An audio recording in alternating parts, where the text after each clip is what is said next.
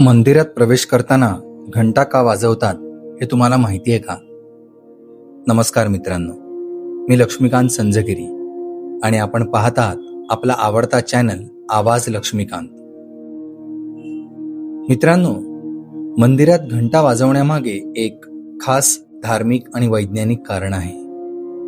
असं मानलं जातं की घंटेचा आवाज नकारात्मक ऊर्जा दूर करतो आणि मन एकाग्र करतो.